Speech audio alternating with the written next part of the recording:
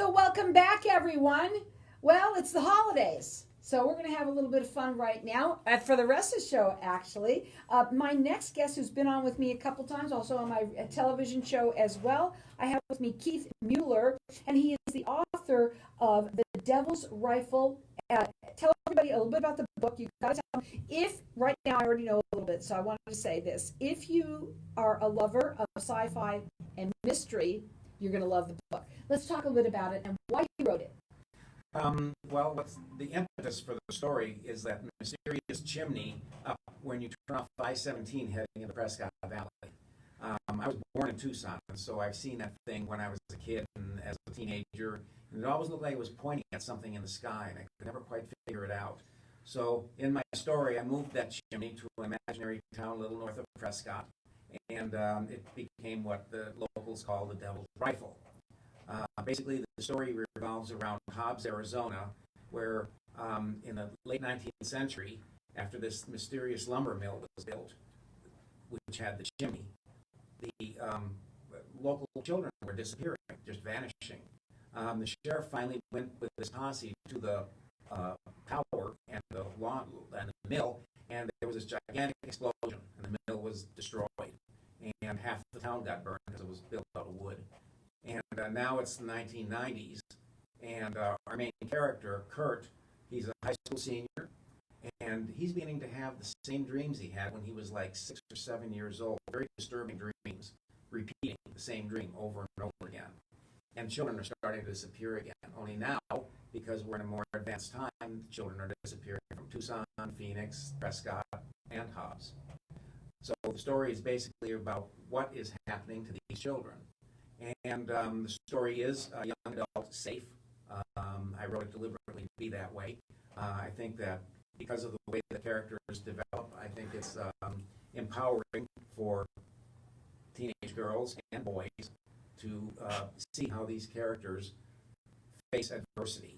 Well, when you were here the last time, you were talking about some of these characters that you made them, they were really true people, true characters, not just the makeup. Is that correct? Yes. I don't believe in just having a superficial character. I can remember watching westerns in the 1950s on TV, and the only reason there were Indians in the world was to shoot at the stagecoaches. I mean, nobody knew anything about them. You know, my characters are all real. They all have backstories.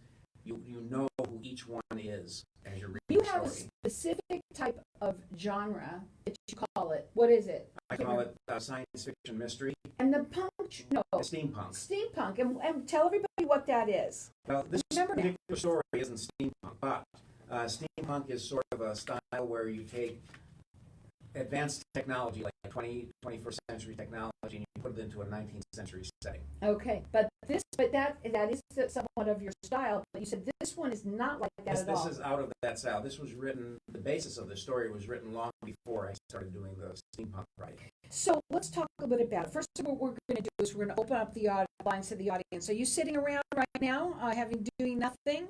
Right, a lot of people are. It is the holidays. A great book. It's young adult friendly, which is a great book to give. Reading is a wonderful thing for everyone to do. It is a sci-fi kind of mystery, and I'm wondering if those children are found or anybody's found in that in the chimney. That's what if are they in there or where? Well, actually, the chimney is, of course, a relic of the burnt, blown up lumber mill. It's the only piece that survived. But my main character, Kurt, discovers something in the chimney. And through various meetings with other people, including this older man who lives in Prescott, who seems to be a historian of Hobbs for some reason,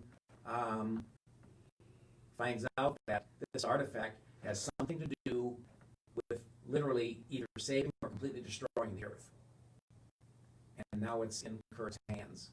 And there are forces moving against him to get it back. I'll tell you something. You've got the most incredible mind to come up with a story like this, honestly. And I love what we're going to do is we're going to open up the lines of the audience for everyone to get entered in to win a book. It's called The Devil's Rifle, and it is by Keith Mueller. Our number here is 602-277-5369, and toll free it's 1-866-536-1100. I'm going to let everyone call throughout the rest of the show to get entered in to win, whether it's you or someone that you know, science fiction, mystery, definitely on the woohoo kind of side, I have to say, right? Yes, I would say so. Say so a little bit, but definitely young, adult friendly. You made it that way on purpose. You want people to know. You can go up on his website and actually read part of the book right there, and it'll kind of give you a little synopsis about it. It's K.R. Mueller, Mueller.com. It is at Amazon, Barnes & Noble, and all of those, but call in here, get entered in to win.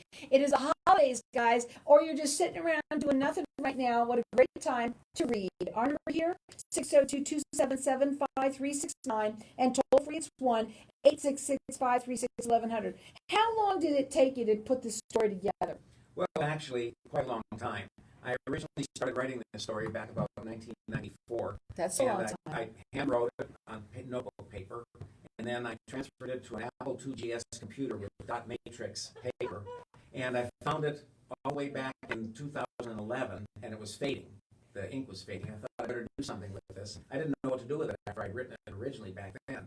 There wasn't no internet or anything, just starting out with that stuff. And so I rewrote it again on my current computer, and changed a lot of it and updated a lot of it. And so the story's been gestating for a very long time. I don't know about anybody else out there, but not only do you liking sci-fi and mystery put together, but I also love when I read a book, whether it is real or not, but it is in our city. And that's the one thing that also is about it. It's about, there's Hobbs, there's, where do you say? There's scenes that take place in Hobbs, Tucson, Prescott. And it's like you can relate to it somehow, right?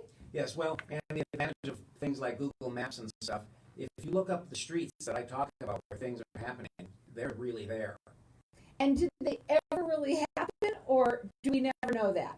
Well, the story is fiction. Right. But this is real. but the chimney itself is real. How did you come up with the name The Devil's Rifle? Well, after the explosion at the sawmill, people began to surmise that the two people who were running the sawmill, this man and his wife, had something to do with the children's disappearance. And since this thing, when it was working on the sawmill, would smoke, it looked like a rifle barrel. And after all the devastation from the explosion, they just began calling it the Devil's Rifle because it would seem to be something evil and sinister to them. Well, it might be. You don't even know what they found in it. This young boy who found something in there that is a big part of the story. It's young adult safe. So whether it's for you or someone that you know, call in here and get a book. Our number here, 602-277-5369. Toll free is 1-866-536-1100. Have you written anything else? What are your future plans? Well, I'm trying to find a way to get books published by a legitimate full-scale publisher. And that's very hard. I currently have 10 novels completed, waiting for a publisher. I have a 6-book series that is steampunk science fiction fantasy that's ready to go. It's been written, edited multiple times. It's ready to go. I just need to find somebody that can publish it, that will actually get it to where it'll be in bookstores and places where people can actually find it. So maybe you're someone out there that either you know somebody or you do call him. Let's get in touch with him through the website. That is K.R. Mueller, Mueller.com. It is so hard today to be an author, right? It's easy to write a book and to put it together and do an ebook or whatever it is that you're doing.